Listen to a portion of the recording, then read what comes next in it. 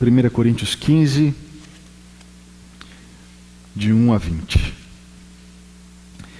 Em se tratando de um texto grande, meus irmãos, relativamente grande, são 20 versos, eu quero ler e expor o texto à medida que nós formos lendo. Esse trecho, meus queridos irmãos, trata do fato verdadeiro, histórico, literal, da ressurreição do Senhor Jesus, como sendo o alicerce da nossa fé, sem o qual todo o cristianismo se desfaz.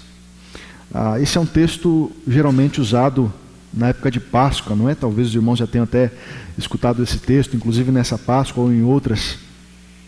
Mas a verdade, meus irmãos, é que nós estamos aqui, domingo após domingo, reunidos para celebrar a ressurreição do Senhor Jesus. Nós estamos aqui domingo após domingo, sobre o firme alicerce de que o nosso Cristo ressuscitou e vivo está, e portanto nós temos uma viva fé fundamentada nesse fato histórico. Portanto, nós não deixamos esse assunto tão essencial, fundamental na vida cristã, somente para a Páscoa, mas domingo após domingo celebramos a ressurreição. E essa verdade, meus irmãos, é vista no empenho do apóstolo Paulo em ensinar a igreja de Corinto, especialmente nesse trecho. É sabido, meus queridos, que a igreja de Corinto era complicada por várias razões. E talvez uma das maiores razões dessa complicação era que um grupo de pessoas passou a questionar a ressurreição de mortos. E o problema é que, como consequência, também a ressurreição de Cristo passaria a ser questionada. Paulo, então, destina um capítulo inteiro da sua primeira carta aos Coríntios para tratar justamente dessa questão fundamental, que na verdade era crucial para a fé daqueles irmãos. Então o capítulo 15 todo se destina a isso, embora vamos nos ater apenas aos 20 primeiros versículos. Mas veja, esse capítulo, nós tomamos conhecimento através dele da controvérsia sobre a ressurreição. Repare no verso 12. Ora, se é corrente pregar-se que Cristo ressuscitou dentre os mortos, como, pois, afirmam alguns dentre vós que não há ressurreição de mortos? Então essa controvérsia é clara aqui e é expressa por Paulo. É óbvio que nós temos uma conversa que nós só temos um lado dela, mas algumas partes deste lado nos revela qual é a parte do outro lado. E aqui Paulo está nos dizendo que o outro lado estava claramente contradizendo a ressurreição do Senhor Jesus. Nós passamos a saber também que aquele grupo de pessoas que causava o problema está contaminando parte da igreja. Repare no verso 33. Verso 33. Não vos enganeis, as más conversações corrompem os bons costumes. Embora esse texto seja usado para falar sobre qualquer tipo de conversa inadequada, Paulo está falando aqui sobre a negação da ressurreição, como uma conversa que aqui é enquadrada como má conversação, que corrompe o bom costume. E ainda tomamos conhecimento que a atitude de questionar a ressurreição, meus irmãos, só poderia partir daquele que não tem conhecimento de Deus. Verso 34. Tornai-vos à sobriedade, como é justo, e não pequeis, porque alguns ainda não têm conhecimento de Deus, isto digo para vergonha vossa. O argumento é o seguinte, meus irmãos: se Deus existe, todas as coisas são possíveis, inclusive a ressurreição de mortos. Deus criou um mundo para subsistir debaixo de ordens, debaixo de um curso ordinário, de leis específicas que regem a vida. Mas Deus pode intervir e suspender a ordem natural das coisas, fazendo aquilo que é sobrenatural segundo o seu poder. De acordo com a palavra, o Deus aqui revelado criou tudo o que existe, tem todo o poder em suas mãos, e a conclusão é que a crença correta no Deus correto vai nos levar à seguinte conclusão: não é demais para esse Deus a ressurreição dos mortos. No final das contas, tudo se resume ao seguinte: eu de fato creio no Deus da Bíblia, do Deus que é revelado na palavra? Porque se sim, se eu admitir a existência do Deus que na Escritura é revelado, eu não terei dificuldade nenhuma de admitir a ressurreição. E o Evangelho, na verdade, tem como central essa doutrina para que nós, então, venhamos a ser tomados pelas verdades do Senhor. Primeiro, meus irmãos, Paulo aqui apela para a sua própria autoridade ao falar da ressurreição, né? E isso está no verso 1 e 2, que diz assim, 1 Coríntios 15, 1 e 2. Irmãos, venho lembrar-vos o evangelho que vos anunciei, o qual recebestes e no qual ainda perseverais. Por ele também sois salvos, se retiverdes a palavra tal como vô-la preguei, a menos que tenhais crido em vão. Então Paulo começa dizendo aqui, meus irmãos, o seguinte: vocês lembram daquilo que eu ensinei a vocês? Veja bem, vocês serão salvos se retiverem, se vocês reterem a palavra tal como eu a ensinei. Ou seja, ninguém pode ser salvo, meus irmãos, se nega, altera, muda ou edita o Evangelho do Senhor Jesus. Se faz isso com aquilo que os apóstolos disseram sob a autoridade de Jesus. A salvação vem, Paulo está dizendo aqui, quando nós abraçamos o Evangelho tal qual a Escritura revela. Eu não posso editar o Evangelho e tirar da tela do Evangelho aquelas coisas que não me agradam. Porque se eu não receber o Evangelho tal qual ele me é entregue, então eu estou recebendo um falso Evangelho. Nós estamos tratando aqui de um apóstolo, meus irmãos, de um verdadeiro apóstolo, né? Alguém aqui teria coragem de dizer isso? Vocês vão ser salvos, vocês vão para o céu, se guardarem o que eu ensinei, do jeitinho que eu ensinei. Nós não temos coragem de dizer isso, nem devemos, mas o apóstolo Paulo tinha autoridade para isso, né? Se trata de um apóstolo verdadeiro. Os de hoje são apenas usurpadores, não é? Do ofício apostolar, uma vez que a palavra nos dá evidências que o apóstolo Paulo foi o último. Os apóstolos tinham uma autoridade única dada pelo Senhor. Eles eram canais de revelação divina. Eles escreveram a Bíblia ficou pronta e ponto, acabou. Não há mais apóstolos, né? A gente que se propõe ser apóstolo, eu prefiro ficar com aqueles que Cristo propôs serem apóstolos. Um deles, o apóstolo Paulo. Eu não preciso dos apóstolos de hoje, meus irmãos, porque eu tenho os antigos, os verdadeiros, e eles nos transmitiram, pela autoridade que lhes foi dada através do Senhor Jesus, o verdadeiro Evangelho. Então, nesse texto, Paulo liga a salvação com a doutrina dos apóstolos. Lembra essa expressão usada lá em Atos 2? A igreja perseverava, dentre algumas coisas, na doutrina dos apóstolos. Paulo está ligando essas coisas e dizendo que a salvação vem quando nós recebemos a doutrina dos apóstolos tal qual foi comunicada a nós. Ou seja, não é possível ser salvo se eu creio em algo diferente do que é a doutrina dos apóstolos. E lá na frente Paulo vai conectar as coisas dizendo que parte essencial da doutrina dos apóstolos é a ressurreição. Portanto, qual é o primeiro ponto aqui, meus irmãos? Nós temos que ficar com aquilo que os apóstolos revelaram e que está na Escritura, inclusive quando se trata da ressurreição. Nisso há salvação. Paulo começa a argumentar sobre a ressurreição contra aqueles que duvidavam dela, apelando, em primeiro lugar, à sua autoridade apostólica. Em seguida, meus irmãos, Paulo apela agora para o testemunho do Antigo Testamento ao falar sobre a ressurreição. Veja comigo verso 3 e 4. Antes de tudo, vos entreguei o que também recebi, que Cristo morreu pelos nossos pecados, segundo as Escrituras, e que foi sepultado e ressuscitou ao terceiro dia, segundo as Escrituras. Veja bem, embora fosse um apóstolo de Cristo, que tinha autoridade para trazer revelação divina, Paulo enraiza o seu ensino sobre ressurreição nas Escrituras do Antigo Testamento. Mostrando, meus irmãos, que existe uma continuidade entre Antigo e Novo Testamento. Uma continuidade entre aquilo que disseram os patriarcas, juízes, reis, profetas, com o que disseram os apóstolos e a igreja do Novo Testamento. O ensino da igreja cristã está necessariamente enraizado na escritura do Antigo Testamento. O cristianismo é a continuação daquela religião antiga que Deus revelou no Antigo Testamento. É óbvio que completa, plena, universal agora, mas é uma continuação.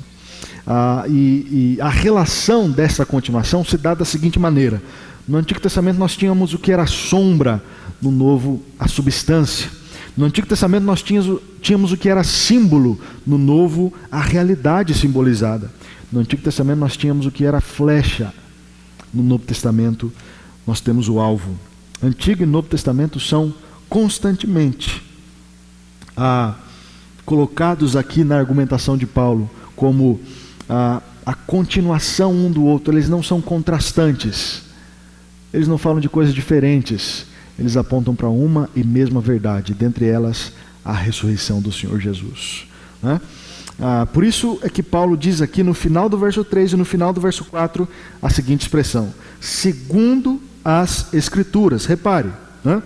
Eu estou transmitindo a vocês, Paulo está dizendo, não só com a autoridade apostolar que me foi dada, mas também porque eu recebi isso das Escrituras do Senhor. Isso que eu estou transmitindo é segundo a Escritura. Segundo a Escritura, né?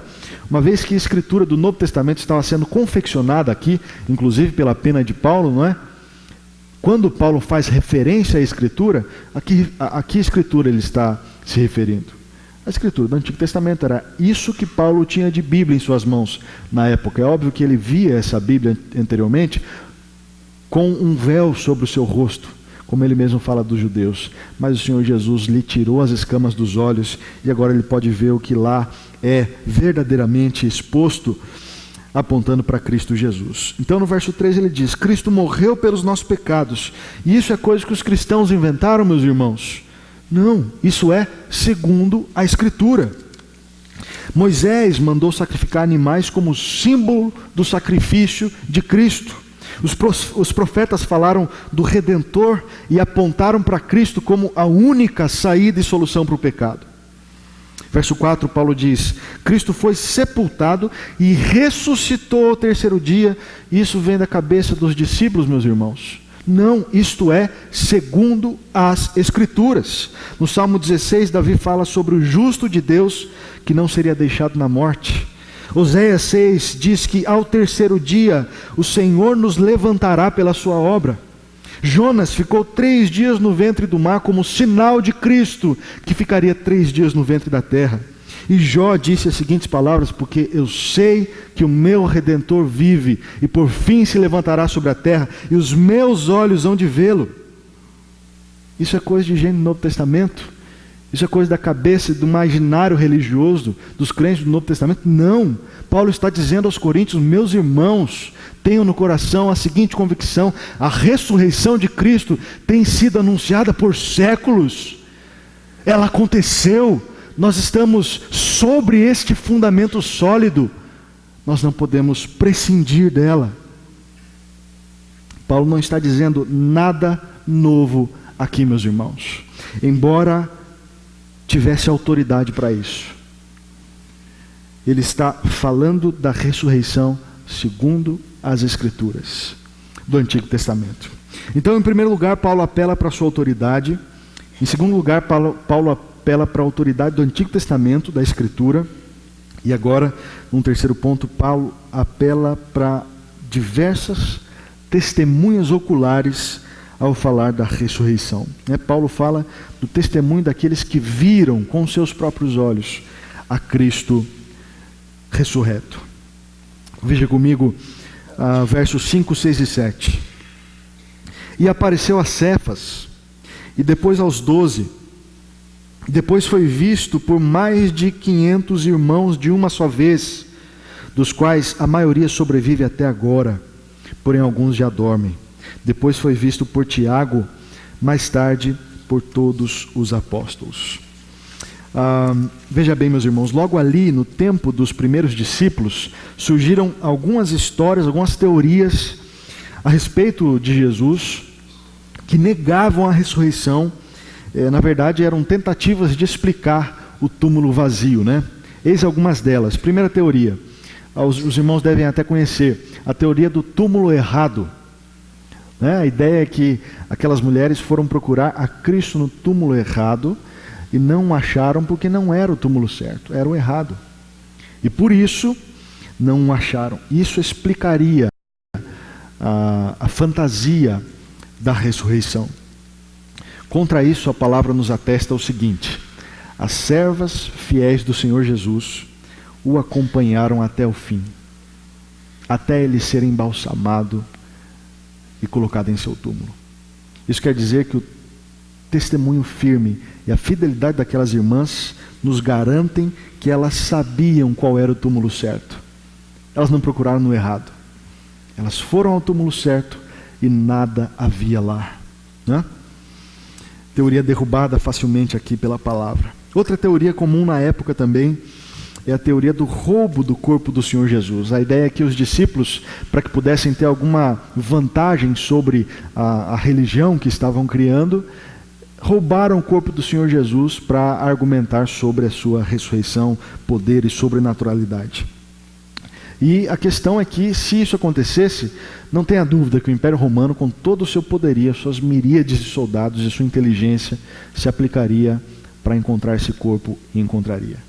E faria um desfile em praça pública do corpo do Senhor Jesus para matar o cristianismo no berço de opróbrio e vergonha. Mas não aconteceu. O Império Romano não pôde achar o corpo do Senhor Jesus, porque não havia. Uma teoria também, essa mais recente, é a argumentação de que o Senhor Jesus não morreu, mas ele desmaiou, pelos maltratos sofridos, e depois, ao invés de ressuscitar, simplesmente recobrou as forças e voltou à normalidade na saúde. Bom, preciso de mais fé para crer nisso do que para crer que o Senhor Jesus ressuscitou quase. Veja, depois de ser açoitado, depois de ser cravado nas mãos com pregos enormes, cravado nos pés com pregos enormes, furado no lado, ficado por horas ali, sendo asfixiado pela posição do tórax na cruz, ele não podia ter sobrevivido, como o verdadeiro homem que era. E é bom lembrar que naquele momento, pelo testemunho de muitos que viram, houve trevas.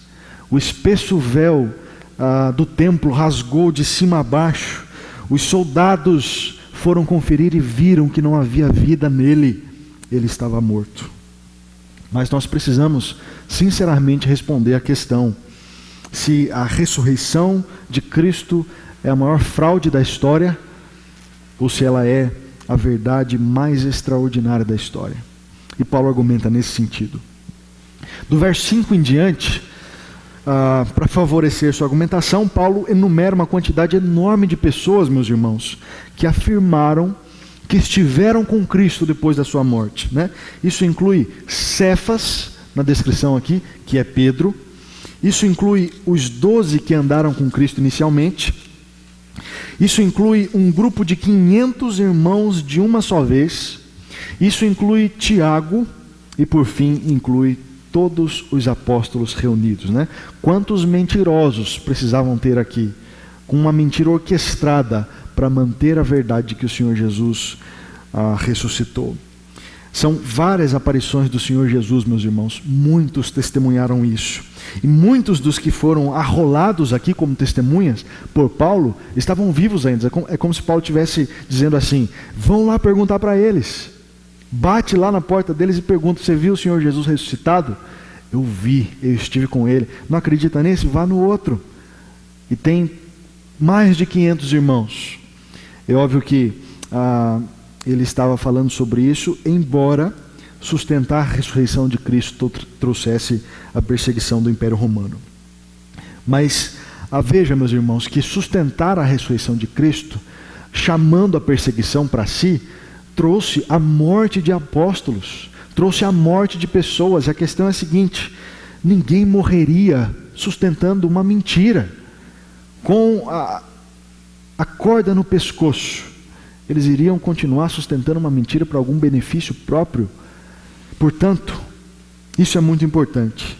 os mártires, especialmente os apóstolos, que morreram por sustentarem a ideia da ressurreição, isso aconteceu muito, ou eles eram insanos, loucos, por sustentar uma mentira e isso lhes causar morte, ou eles ficaram tão impressionados com o que viram, que eles preferiram morrer do que negar a ressurreição do Senhor Jesus. Eles olharam nos olhos do Cristo ressurreto, e eles jamais negariam isso. Eles enfrentaram um martírio, testemunhando até o seu último fôlego do Senhor Jesus. Então, primeiro Paulo apela para a sua autoridade. Em seguida, Paulo apela para o testemunho do Antigo Testamento. Depois, Paulo apela para diversos testemunhos oculares. E, enfim, agora, Paulo apela para o seu próprio testemunho de forma especial. Veja, verso 8 em diante, verso 8 a 11. E afinal, depois de todos, foi visto também por mim, como por um nascido fora de tempo, porque eu sou o menor dos apóstolos, que mesmo não sou digno de ser chamado apóstolo, pois persegui a igreja de Deus. Mas pela graça de Deus sou o que sou. E a sua graça que me foi concedida não se tornou vã. Antes, trabalhei muito mais do que todos eles. Todavia não eu, mas a graça de Deus comigo. Portanto, seja eu ou sejam eles, assim pregamos e assim crestes. Paulo também viu, meus irmãos. Ele também esteve com o Senhor Jesus ressurreto, especialmente ali no caminho de Damasco, quando o Senhor Jesus derrubou a Paulo. Inclusive, foi justamente vendo a Cristo ali que Paulo também foi chamado ao apostolado, né? E nesse trecho ele ainda considera que por ter feito mal à igreja, por ter sido perseguidor da igreja, ele não é digno de ser chamado apóstolo, mas pela graça é. E no mesmo raciocínio, ele mostra que se tornou um apóstolo mais efetivo do que os outros, né? Deus pegando o que era pior e fazendo o que é melhor pela sua graça. E Paulo deixa bem claro isso. Isso não vem de mim, isso vem da graça de Deus comigo. Então veja, observando de uma forma um pouquinho mais panorâmica, o argumento que Paulo tem construído até aqui é o seguinte. Primeiro, a ressurreição de Cristo é afirmada pelo apóstolo, que tem a sua autoridade recebida do Senhor para registrar a verdade eterna. Segundo, a ressurreição de Cristo foi pré-anunciada pelas Escrituras do Antigo Testamento, por patriarcas, juízes, reis e profetas. Terceiro, a ressurreição de Cristo foi testemunhada por muitas pessoas verdadeiras, idôneas. Algumas delas nos escreveram seu testemunho e o selaram com sangue. Quarto, a ressurreição de Cristo foi testemunhada pelo maior inimigo e perseguidor do cristianismo na era primitiva. Quem é ele? Saulo de Tarso, mais conhecido posteriormente como apóstolo Paulo. O que parte dos coríntios estavam afirmando, meus irmãos, é que não havia ressurreição de mortos. Então Paulo, depois de apelar a essas autoridades aqui, argumentativas, agora Paulo vai levar esse argumento dos coríntios à última consequência, né? Veja comigo o verso 12 e 13.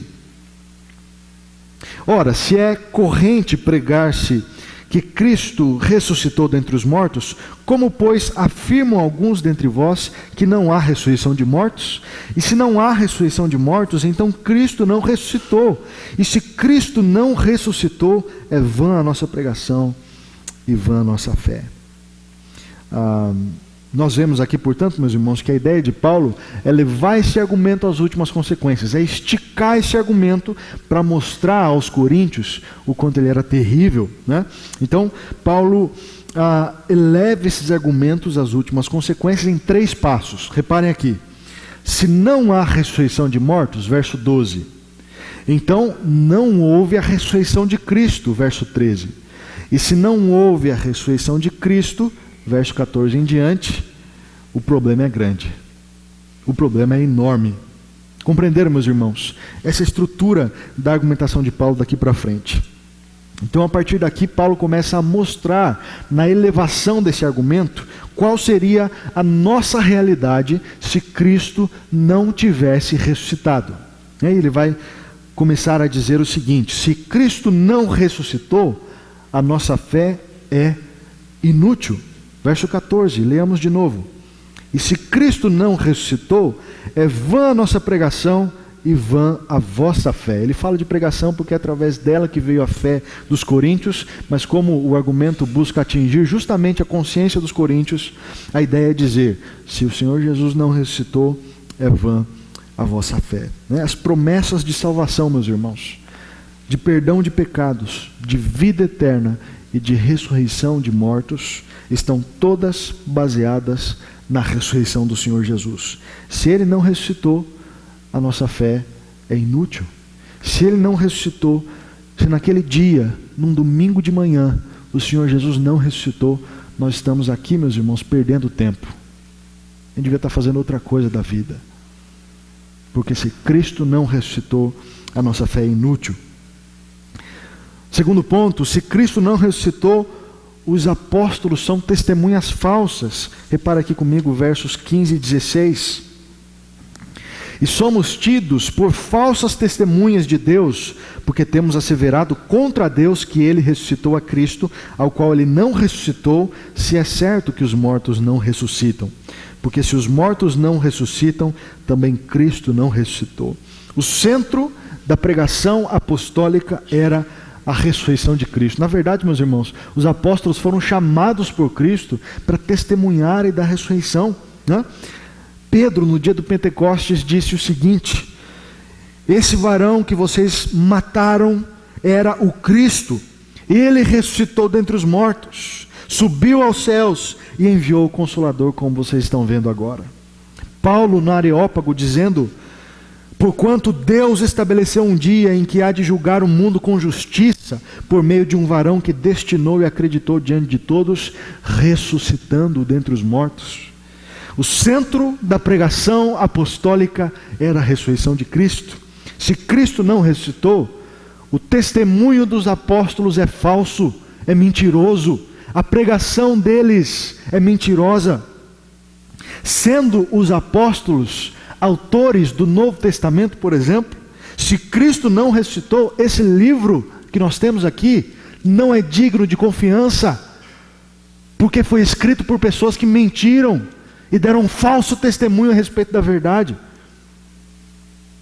Essa é a consequência do pensamento de que Cristo não tem ressuscitado. Se Cristo não ressuscitou, ainda mais, Paulo diz, os crentes ainda terão que pagar pelos seus pecados. Versículo 17, veja comigo. E se Cristo não ressuscitou, é vã a vossa fé e ainda permaneceis nos vossos pecados. Sabe o que é isso, meus irmãos? Permanecer nos pecados, na linguagem de Paulo, isso significa a não remissão de pecados.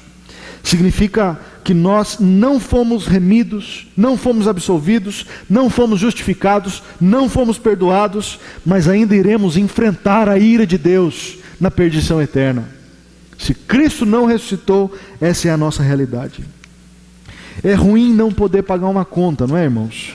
Isso às vezes acontece bastante no nosso país, dada a situação financeira da nossa nação. Mas tem uma coisa que é pior do que isso.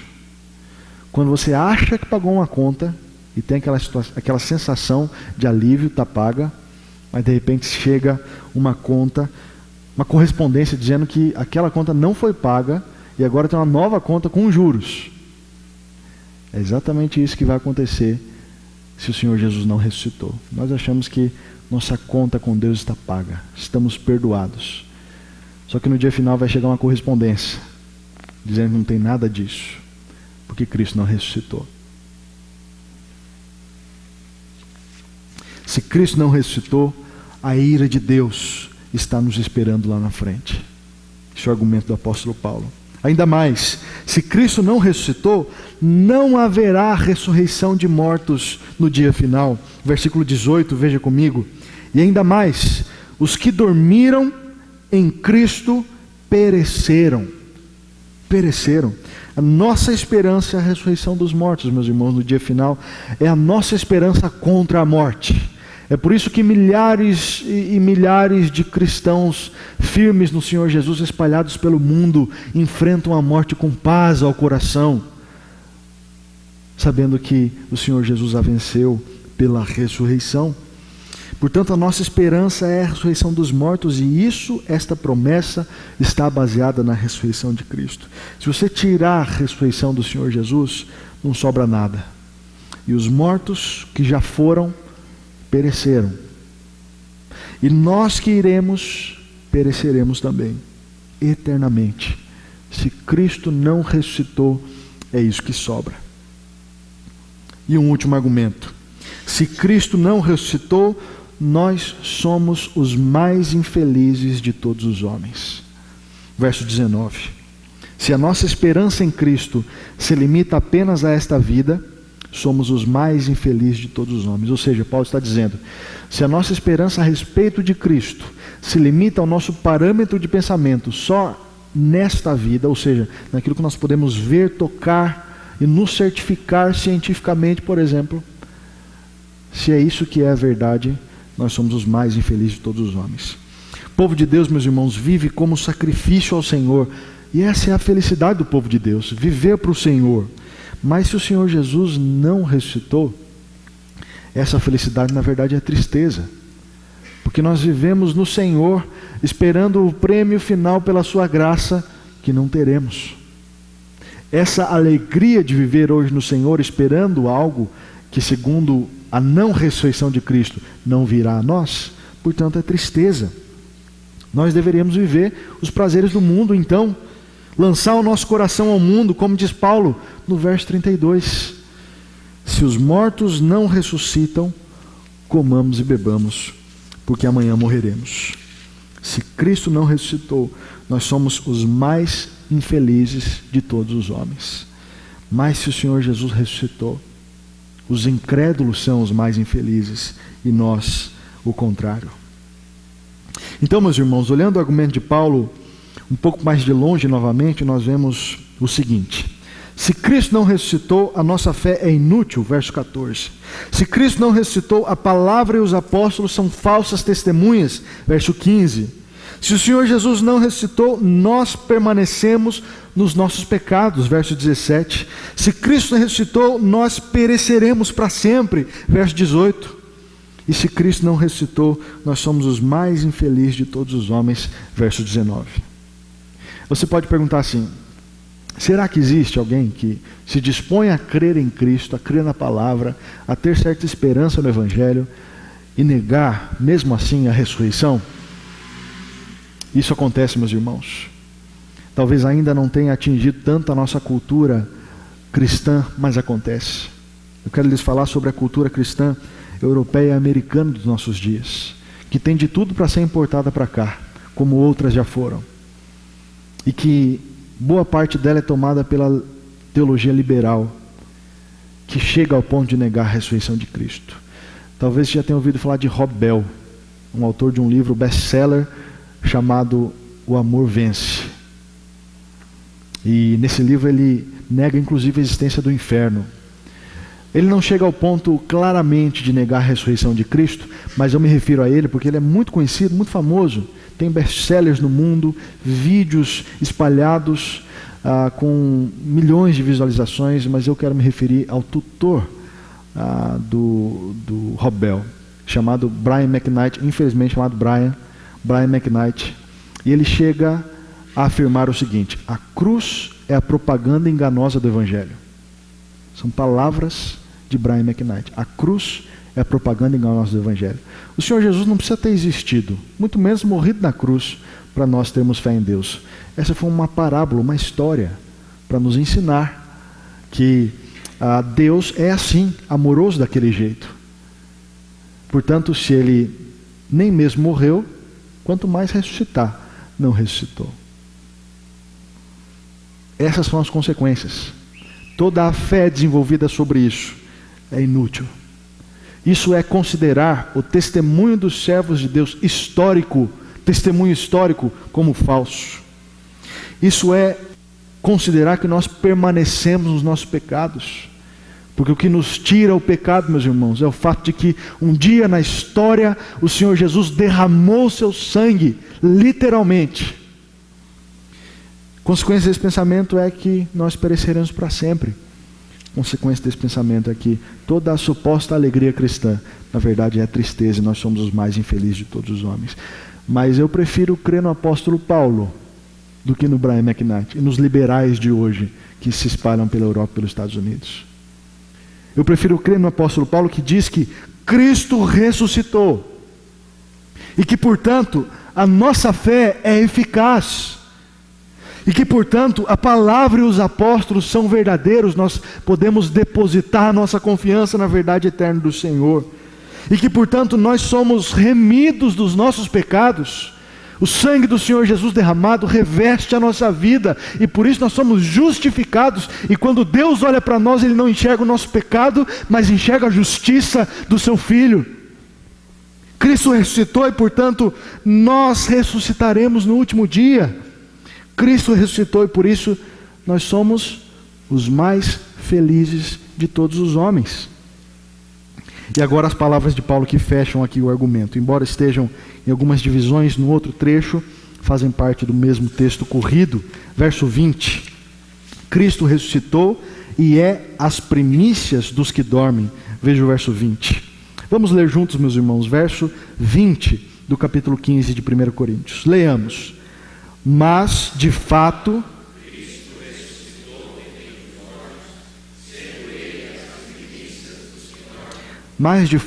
Cristo ressuscitou dentre os mortos. Paulo está dizendo, ele eleva a condição do pensamento dos coríntios para mostrar o quanto é terrível as consequências desse pensamento. E aqui ele diz, graças a Deus que ele diz, mas de fato Cristo ressuscitou. Portanto, essas consequências desse pensamento não podem existir. Só existem na vida daqueles que não creem em Cristo. O Senhor Jesus ressuscitou. E aqui ele complementa, Cristo ressuscitou dentre os mortos, sendo Ele as primícias dos que dormem. Os irmãos sabem o que é isso, né? Uma ilustração importante nesse sentido é a seguinte. Antigamente, isso era muito comum, as feiras populares nas cidades da antiguidade aconteciam por meio de lavradores que levavam o seu produto nas suas carrocinhas e chegavam lá para vender, às vezes a safra, por meio dos seus produtos. Aqueles produtos, os mais bonitos, os mais belos, os melhores, eram chamados de primícias. Então eles levavam, carregavam as primícias, e alguém queria comprar de um fruto, de alguma coisa assim, analisava as primícias e comprava a safra toda pelas primícias. Toda a safra era levada pelas primícias, ou seja, as primícias foram compradas e isso era uma garantia de que a safra toda iria também. Entenderam? O Senhor Jesus ressuscitou como as primícias dos que dormem. O Senhor Jesus ressuscitou e nós ressuscitaremos com Ele no dia final. O Senhor Jesus é as primícias, nós somos o restante da safra. Ele ressuscitou e nós também ressuscitaremos. Esse é o argumento do apóstolo Paulo, meus irmãos, nessa parte inicial do capítulo 15. E eu quero aqui trazer, por fim, algumas aplicações importantes para nós.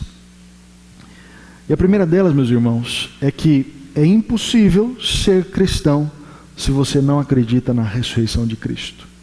Lembra que nós devemos crer no Evangelho tal qual nós recebemos? Pois bem, se você não acredita no seu coração que Ele, Cristo Jesus, verdadeiro Deus e verdadeiro homem, ressuscitou literalmente dentre os mortos, você não pode ser cristão. Quem está dizendo isso não sou eu, é o apóstolo Paulo. É o apóstolo Paulo. A nossa esperança final é a ressurreição dos mortos, e essa promessa está baseada na ressurreição de Cristo. Se você tirar a ressurreição de Cristo, não há mais promessa, não há mais esperança. Mas porque Cristo ressuscitou, nós temos uma viva esperança. Uma viva esperança. Imagine que alguém perde um querido. E esse alguém ora para que haja ressurreição. Ora depois de algumas horas do falecimento daquela pessoa. Ora depois de dias pela ressurreição daquela pessoa. Ora depois de semanas, vai ao sepulcro, ao túmulo e continua orando.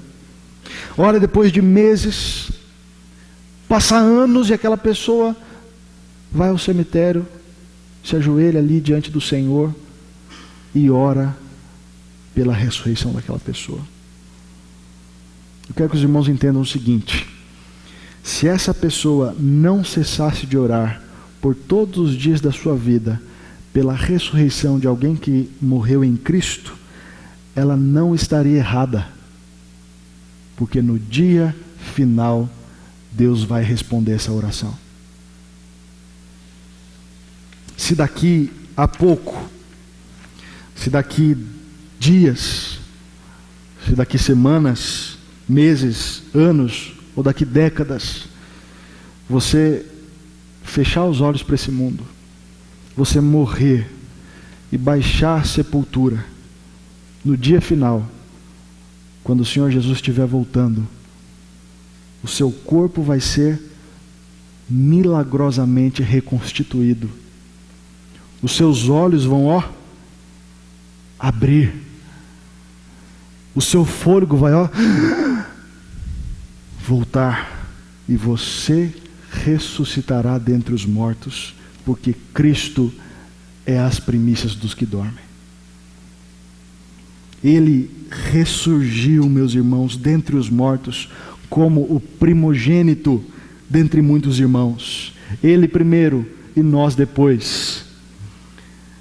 Ele ressurgiu como o primogênito, justamente para nos assegurar que a morte não tem a última palavra.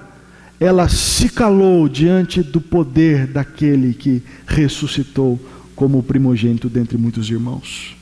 Jamais perca essa esperança. O sólido fundamento da ressurreição de Cristo deve gerar no seu coração uma sólida esperança, na sólida promessa de que no dia final nós ressuscitaremos no nosso Senhor. Portanto, eu digo isso por fim aos irmãos. No dia em que você chorar a morte de um querido, não perca essa esperança. No dia em que você receber uma ligação dizendo que alguém que você ama muito já não tem mais vida, não perca essa esperança. No dia que você perceber sobre você a gravidade de uma doença severa, não perca essa esperança. No dia que você perceber nos seus ombros o peso dos anos e o desfalecer da avançada idade, não perca essa esperança. Se você está em Cristo, no dia final, você ressuscitará dentre os mortos, em glória, para estar eternamente com o Senhor. Jamais perca essa esperança. Jamais perca essa esperança, porque Cristo é as primícias dos que dormem. Deus nos abençoe, meus irmãos.